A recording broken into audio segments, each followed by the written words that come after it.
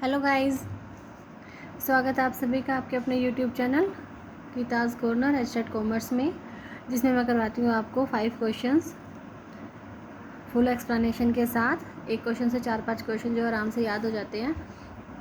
आज मैं करवाने वाली हूँ 2018 का 141 से लेकर 145 क्वेश्चन तक। ठीक है, तो लास्ट तक बने रहे मेरे साथ। ये जो क्वेश्चन है वो सिर्फ एचटेट के लिए नहीं, स्क्रीनिंग के लिए, नेट के लिए भी बहुत इंपॉर्टेंट है।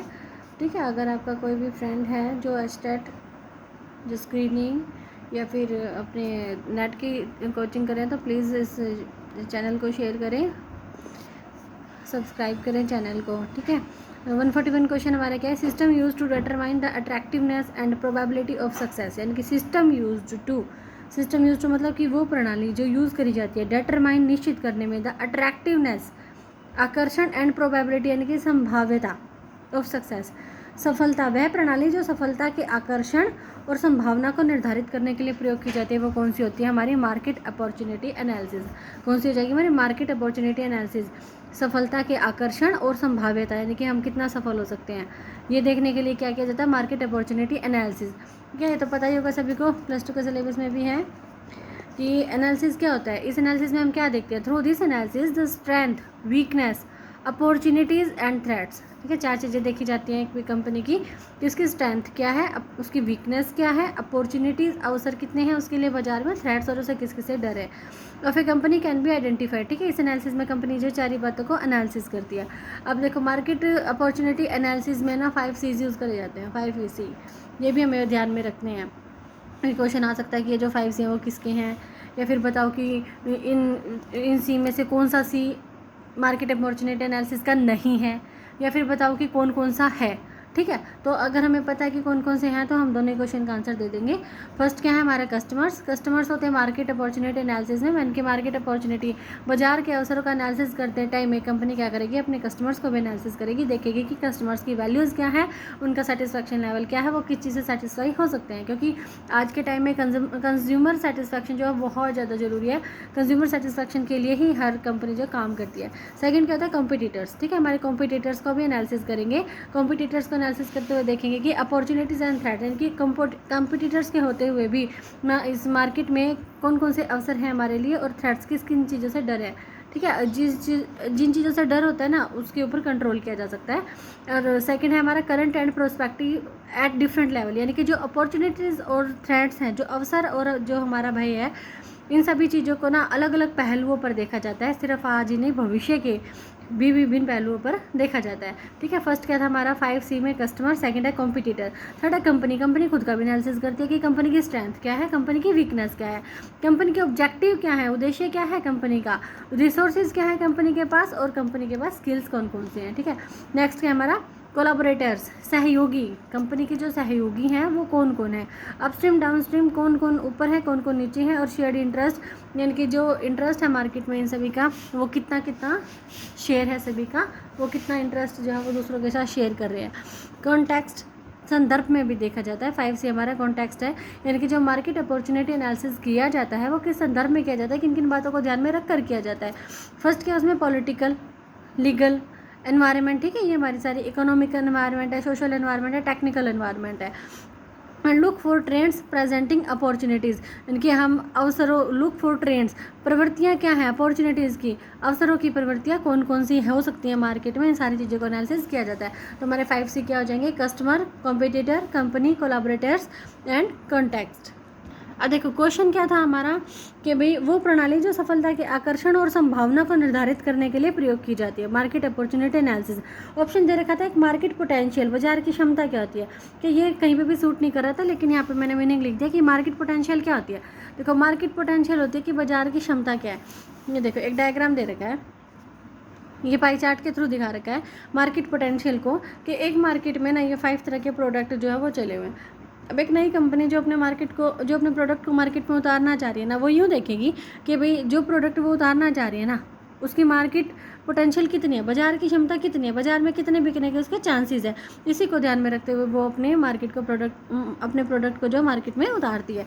मार्केट पोटेंशियल देखो, it is very important for a new business to know and determine एक नए बिजनेस के लिए ये जानना और निश्चित करना जरूरी है कि the market potential of the product, बाजार की क्षमता क्या है उस प्रोडक्ट की या सर्विस की, बीइंग ऑफर्ड, जो कि वो बाजार में उतारना चाह रही है। If the market potential is very low, अगर बाजार क्षमता बहुत ही कम है, ये लग रहा है कि वो बाजार में बिल्कुल बिकेगा ही नहीं, तो then there is no point spending a lot of money on the product, तो उस प्रोडक्ट के उत्पादन पर खर्चा करने का कोई मतलब ही नहीं बनता।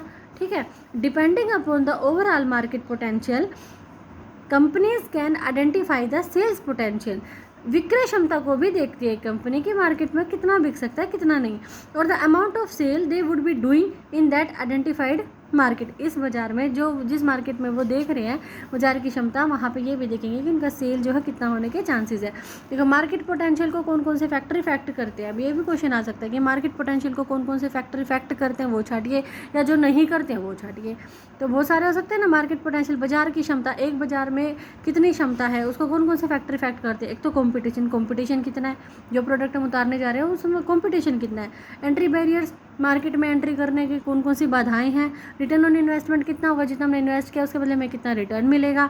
साइज़ कितना है मार्केट पोटेंशियल में, यानी कि जो साइज़ है हमारे प्रोडक्ट का, जो हम प्रोडक्ट उतारना चाह रहे हैं उसका साइज़ कितना है। ग्रोथ कितना है, ग्रोथ होने के चांसेस कितने हैं। पॉलिटिकल एनवायरनमेंट कैसा है और हमारा इंटरनल एनवायरनमेंट कैसा है। ठीक है, आई होप आपको समझ में आया होगा कि हमने क्या किया, मार्केट पोटेंशियल, बाजार की क्षमता क्या है, यानी कि जो प्रोडक्ट मार्केट में उतारने जा रहे हैं उसकी बाजार में बिकने की कितनी संभावनाएँ हैं। देखिए ये जो नेक्स्ट ऑप्शन है वो नियरेस्ट सा था क्वेश्चन के, तो कंफ्यूज हो सकते थे वहाँ पे बच्चे, क्योंकि क्वेश्चन था कि वो प्रणाली system use to determine the attractiveness and probability of success, यानी कि वो वाली प्रणाली जो सफलता के आकर्षण और संभावना को निर्धारित करने के लिए प्रयोग की जाती है। देखो यहाँ पे भी यूँ लगता था कि भाई हाँ ये वाला भी आंसर हो सकता है। मार्केट कम्युनिकेशन की, कम्युनिकेशन के थ्रू ही तो किसी को पता लगता है ना कि भाई कौन सी प्रोडक्ट को मार्केट में उतारा गया है, किस कंपनी का है, क्या क्या उसकी क्वालिटीज़ हैं। तो ठीक है, ये वाला ऑप्शन था नहीं, लेकिन यहाँ थोड़ा मीनिंग लिखा है इसका। मार्केटिंग कम्युनिकेशन क्या होता है, तो मार्केटिंग यानी कि अपने प्रोडक्ट को मार्केट में उतारने के लिए, अपने प्रोडक्ट को बेचने के लिए जितना भी कम्युनिकेशन किया जाएगा वो हमारा मार्केटिंग कम्युनिकेशन में आ जाएगा। कम्युनिकेशन कैसे कैसे होता है, 6 मेजर मोड्स होते हैं कम्युनिकेशन के, और भी बहुत सारे होते हैं लेकिन 6 मेजर मोड्स हैं यहाँ पे। एडवर्टाइजिंग, ठीक है, सबसे पहले कंपनीज इसे अडोप्ट करती है, एडवर्टाइजिंग करेंगे अपने प्रोडक्ट की ताकि जनता को पता लगे कि भले ये वाला प्रोडक्ट मार्केट में आया है। डिजिटल मार्केटिंग करेंगे, आजकल तो डिजिटल मार्केटिंग बहुत चली हुई है। डायरेक्ट मार्केटिंग में कोई भी इंटरमीडिएटर्स नहीं होते, सीधा ही खरीदने वाले बेचने वाले डायरेक्ट उनके बीच में रिलेशन होते हैं। पर्सनल सेलिंग होती है, ये भी उसी की तरह होती है। पर्सनल सेलिंग, क्रेता विक्रेता दोनों ही एक दूसरे के सामने होते हैं। क्रेता जो है, खरीदने वाला जो है बेचने वाले से उसके जो है प्रोडक्ट के बारे में, उसके क्या क्या करैक्टरिस्टिक्स है, कैसे यूज़ करा जाएगा, सारी बातें पूछता है और बिल्कुल कस्टमर को सेटिस्फाई करके ही यहाँ पे प्रोडक्ट को बेचा जाता है। ठीक है, इसी तरह एक है हमारा पब्लिक रिलेशन और फिर हमारा सेल्स प्रमोशन, यानी कि सेल्स को, बिक्री को बढ़ाने के लिए जो भी काम किए जाएंगे वो हमारे क्या जाएंगे, सेल्स प्रमोशन हो जाएंगे। और इसके बाद क्या है हमारा मार्केटिंग चैनल। मार्केटिंग चैनल क्या होता है, मार्केटिंग चैनल में इस क्वेश्चन का आंसर नहीं था, लेकिन मार्केटिंग चैनल होता क्या है पता करते हैं। देखो मार्केटिंग चैनल यानी कि वो चैनल जिसके थ्रू क्या होता है, एक उत्पाद उसके विक्रेता से क्रेता तक पहुंच जाता है। Marketing channel is the people, ठीक है, ये मध्यस्थ भी हो सकते हैं, ऑर्गेनाइजेशंस भी हो सकती है और एक्टिविटीज़ भी हो सकती है। Necessary to transfer the ownership of good from the point of production to the point of consumption, point of production से लेकर पॉइंट ऑफ कंजम्पशन तक, यानी कि उत्पादन के स्थान से लेकर उपभोग के स्थान तक पहुंचाया जाना मार्केटिंग चैनल कहलाता है। मार्केटिंग चैनल कौन कौन से हैं, सोशल मीडिया आज के टाइम में सबसे बड़ा मार्केटिंग चैनल है, ईमेल मार्केटिंग है, पेड सर्च है, ऑफलाइन प्रोमो, डिजिटल एडवर्टाइजिंग और पब्लिक रिलेशन। इसके अलावा जो हमारे डिजिटल मार्केटिंग चैनल्स हैं वो बहुत सारे हैं। ठीक है, कुछ यहाँ पे मैंने बता दिए हैं।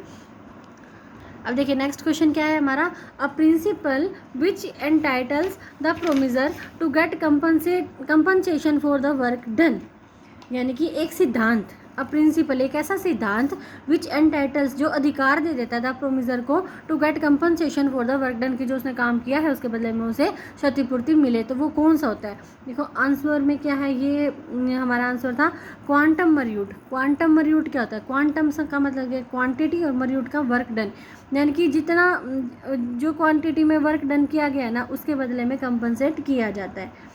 It means as much as is earn, यानी कि जितना कमाया उसके बदले उसकी पेमेंट की जाए, और according to the quantity of work done, कि जितना काम पूरा हुआ है उसकी क्वांटिटी के अकॉर्डिंग पेमेंट होना। ठीक है, क्वांटम मर्यूट क्वेश्चन क्या है, एक ऐसा सिद्धांत जो काम के लिए मुआवजा पाने का अधिकार देता है। काम के लिए मुआवजा, काम किया है तो मुआवजा जरूर मिलेगा, ये हमारा होता है क्वांटम मर्यूट। क्वांटम मर्यूट में अदर ऑप्शन में सबसे पहले था कंसिडरेशन। तब देखो कंसिडरेशन क्या होता है, कंसिडरेशन भी एक तरह से प्रतिफल होता है, इसका हिंदी मीनिंग प्रतिफल, यानी कि मुआवजा ही मिलना। लेकिन क्या होता है इसमें और उसमें क्या फ़र्क होता है? कंसिडरेशन में क्या है, किसी बात पर देर तक सावधानी से विचार करने की प्रक्रिया, तो इसका हिंदी मीनिंग हो गया। लेकिन anything of value promised by one party to the other, यानी कि एक ने दूसरे को वचन दिया है। व्हेन मेकिंग ए कॉन्ट्रैक्ट, जब एक कॉन्ट्रैक्ट होता है तो दोनों ही एक दूसरे को कुछ ना कुछ देने का वचन देते हैं। Can be treated as consideration, ये होता है कंसिडरेशन। जैसे if A sign a contract to buy a car from B for $5,000, ठीक है, $5,000 में ए ने बी से कार खरीदने का निर्णय किया, कॉन्ट्रैक्ट किया। तो ए के लिए कंसिडरेशन किया है यहाँ पे, ए क्या देगा? $5,000, और बी क्या देगा? कार। ये हमारा हो गया कंसिडरेशन। नेक्स्ट ऑप्शन था परफॉर्मेंस। परफॉर्मेंस क्या होता है? निष्पादन, यानी कि किसी भी काम को पूरा करना। तो performance is understood as achievement of the organization in relation with its set goals, यानी कि जो उसका निर्धारित उद्देश्य है उसके संदर्भ में जितना भी काम कंपनी पूरा करती है वो परफॉर्मेंस में आ जाता है।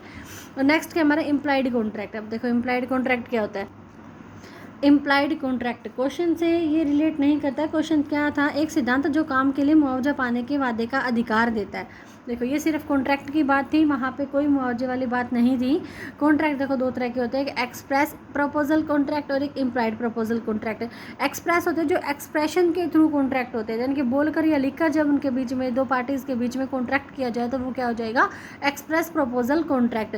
जैसे ए ने बी के मकान को खरीदने का मन बनाया है, तो ए और बी के बीच में जो भी फॉर्मेलिटीज़ होंगी, जो भी लीगल फॉर्मेलिटीज़ है वो लिखकर पूरी की जाती है, ठीक है। एक दूसरे से बोल के पहले उन्होंने आपस में समझौता मतलब एग्रीमेंट किया कि भाई हाँ ये मकान में बेचूंगा, उसके बाद सारी लीगल फॉर्मेलिटीज़ करी, उसमें बोला भी गया और लिखा भी गया, तो ये एक्सप्रेस प्रपोजल कॉन्ट्रैक्ट है। लेकिन इम्प्लाइड प्रपोजल कॉन्ट्रैक्ट क्या होता है? ये निहित आचरण से बन जाता है। जैसे कि हम पब्लिक ट्रांसपोर्ट के थ्रू कहीं पे जो है वो यात्रा कर रहे हैं, जैसे कि हम बस से जा रहे हैं, कहीं पे बस से जा रहे हैं तो कंडक्टर हमारे पास आ रहा है, ठीक है, कंडक्टर को आता देकर हम अपने आप ही टिकट के पैसे निकाल लेते हैं और उसके पास आते हैं, उसको पैसे दे देते हैं। तो ये क्या इम्प्लाइड कॉन्ट्रैक्ट, जो सिर्फ आचरण से उत्पन्न हो गया, उसको वो पास आया तो हमने टिकट के पैसे उसको दे दिए, ना उसने मांगे थे, ठीक है, उसने मांगे नहीं, उसके मांगे बिना ही जब हम उसे दे देते, तो ये भी कॉन्ट्रैक्ट था, एक इम्प्लाइड प्रपोजल कॉन्ट्रैक्ट का एक एग्जाम्पल था। आई होप आपको अच्छे से समझ में आया होगा। नेक्स्ट क्वेश्चन में सिर्फ इसका जो आंसर है ना वो ही सूटेबल आंसर है, और कोई ऑप्शन जो है वो आंसर में थे ही नहीं जो उसे मैच ही नहीं करे। देखो क्वेश्चन क्या है, 143 question, the individuals who report unethical practices, ठीक है, एक ऐसा बंदा जो अनैतिक प्रथाओं के विरुद्ध जो शिकायत कर रहा है, by their employers to outsiders are called, ठीक है, अपने नियोक्ता की, अपने मालिक की, बाहर वालों से मतलब कि एम्प्लॉयर के अलावा किसी और से वो अगर वो शिकायत कर रहा है तो ये क्या कहलाता है? वो बंदा कौन होता है? ठीक है, द इंडिविजुअल, वो बंदा कौन होता है? हु रिपोर्ट, जो रिपोर्ट करता है ना एथिकल प्रैक्टिसेस की एम्प्लॉयर्स के बारे में आउटसाइडर्स को, तो ये होता है हमारा विसल ब्लोवर, यानी कि मुखबिर होता है। मुखबिर यानी कि जिसको अंदर की सारी बातों का पता होता है, जो बाहर खबर देता है। तो ये क्या होता है? Whistle blower is a person who could be an employee of A company, जो क्या हो सकता है? किसका एम्प्लॉय हो सकता है? एक कंपनी का एम्प्लॉय हो सकता है, और गवर्नमेंट एजेंसी का हो सकता है। डिस्क्लोजिंग इन्फॉर्मेशन, जो सूचना को डिस्क्लोज कर देता है, प्रकट कर देता है, टू द पब्लिक में, मीडिया में, पुलिस के पास, हायर गवर्नमेंट ऑफिशियल के पास। तो देखो जो विसल ब्लोवर होते हैं ना दो तरह के होते हैं, एक इंटरनल और एक्सटर्नल। जो बाहर वालों को खबर दे, कंपनी से बाहर वालों को खबर दे, जैसे पब्लिक को, मीडिया को, पुलिस को, हायर गवर्नमेंट ऑफिशियल में जाके अगर वो शिकायतें करता है तो वो कौन होता है? External whistle blower.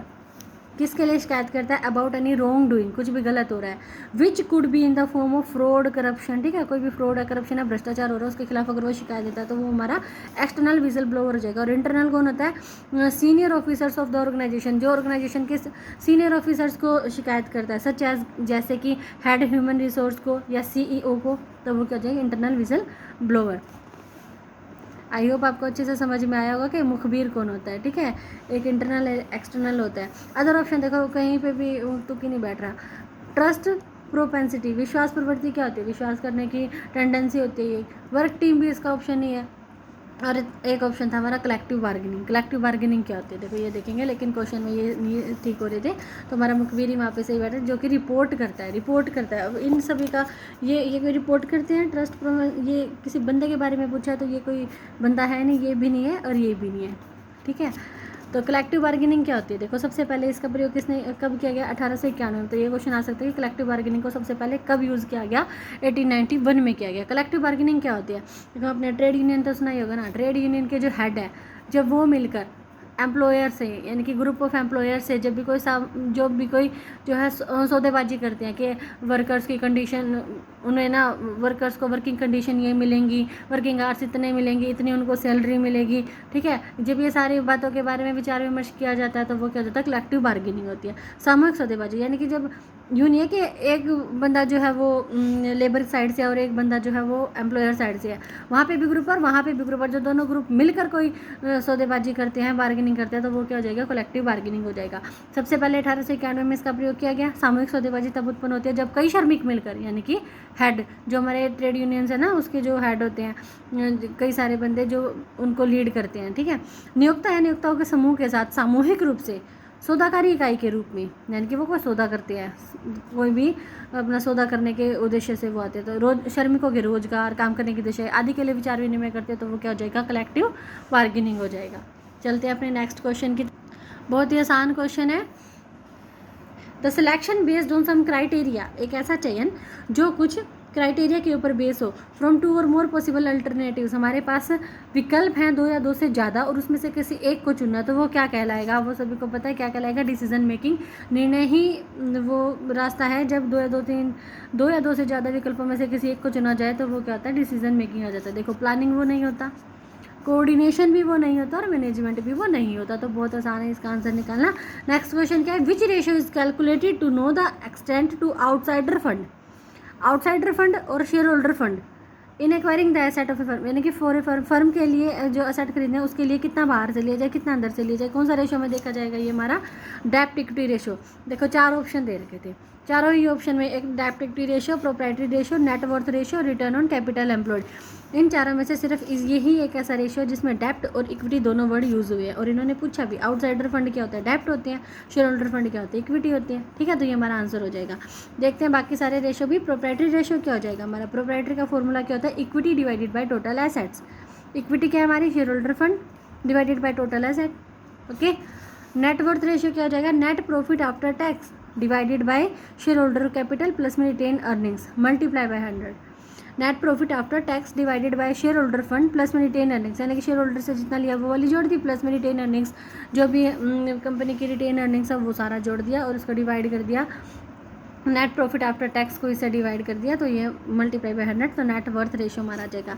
और रिटर्न ऑन कैपिटल एम्प्लॉयड क्या होता है? Net profit before interest tax and dividend divided by capital employed multiply by 100। ये सारे ही रेशियो जो है इंपॉर्टेंट, आपकी बार इसका पूछ लिया, अब अगली बार हो सकता है किसी और का पूछ ले, इनमें से भी कोई आ सकता है ना।